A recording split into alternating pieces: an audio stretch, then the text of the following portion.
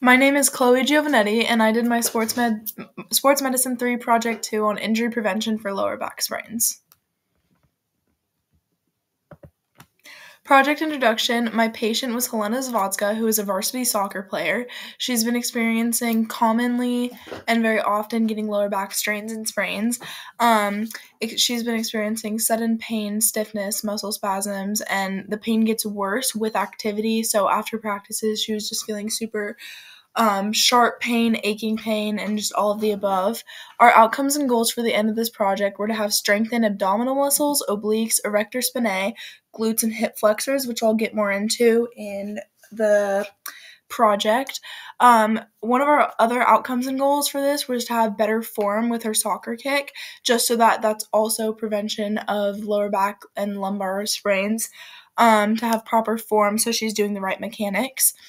Also improvement in her lifting in soccer, or just like lifting techniques and all of that to prevent improper form, and then that can also lead to injury. So we also had a goal of better like pre and post workout habits, so heating before, ice after, and then including rest days, and just like creating those really good habits to prevent long and short-term injuries. So like I said, we're going to get more into the muscles. For abdominals, these are big supporters of the lumbar and like lower back vertebrae, and they also support for proper alignment and movement efficiency. And then for obliques, they are really good for movement control and load distribution. So having that equal distribution of weight and muscle helps you have more balanced and controlled movements. The spinae support your posture and overall spinal health, and this can also help for alignment and just so making sure you're upright and, like I said, that good posture. Glutes, this is force absorption, so kind of like how our cartilage in the knees does, our glutes help with force absorption during jumps and all of that, and they also help with hip extension. And then our hip flexors are for hip flexion and also force absorption. Okay, so the importance of injury prevention. One is optimal performance, because if you're not doing proper injury prevention habits, your performance just isn't there. And another thing was flexibility and mobility. So good injury prevention habits also get you more flexible and mobile because you're warming up those muscles and building the muscles and doing all that good stuff. They also long-term health. So if you don't do injury prevention and then you get an injury, that affects your long-term health because you're just getting injured and injured over and over again, and it's just not. It's totally like good and beneficial for long-term benefits. Okay, and then also recovery time. So if you have good injury prevention habits, then your recovery time in the case of an injury is going to be much shorter than if you never had injury prevention habits. Also avoiding re-injury. So if you have gotten injured before and you have good injury prevention habits, it's way less likely that you're going to re-injure that same thing, rather than if you got injured and then just never formed those good habits. It also gets up your confidence as an athlete, so you know that you have proper habits, proper good habits, and you do the right motions and warm-ups and workouts to like do your best performance in your sport. So it gets up your mental confidence as well.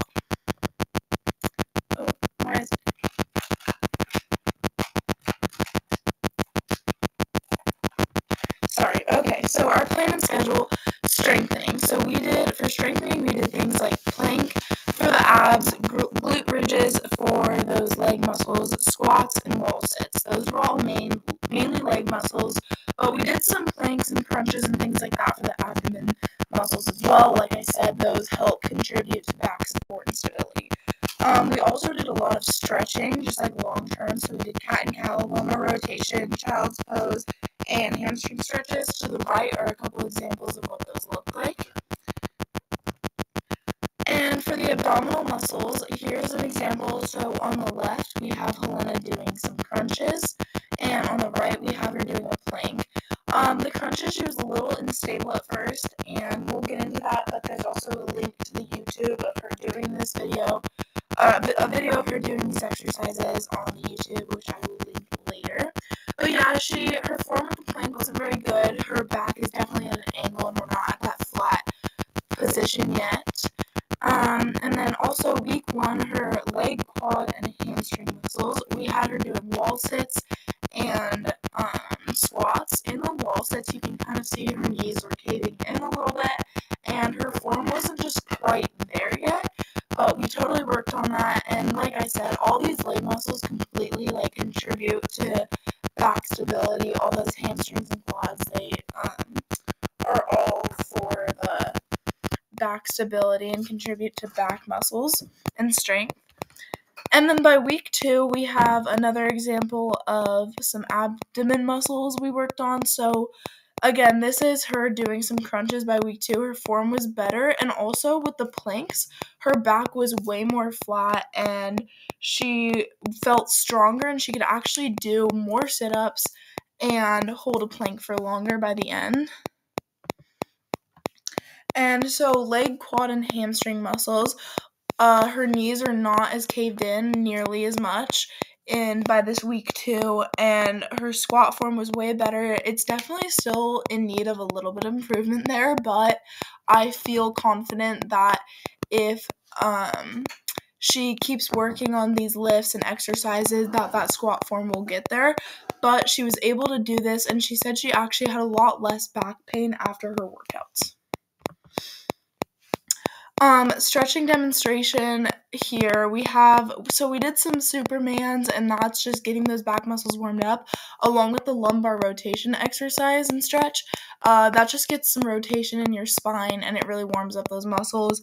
These were a good stretch that we did before and after practices. Helena said these were her favorite ones to do. They just, like I said, that lumbar one is really good just to get some warmed up rotation in the spine, and that's a demonstration.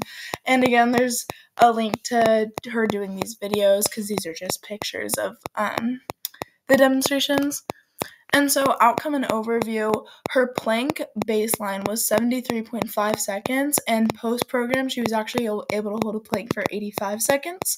Her sit-up baseline was 29 sit-ups with good form, and then by the end of the program she was able to do 41 with good form.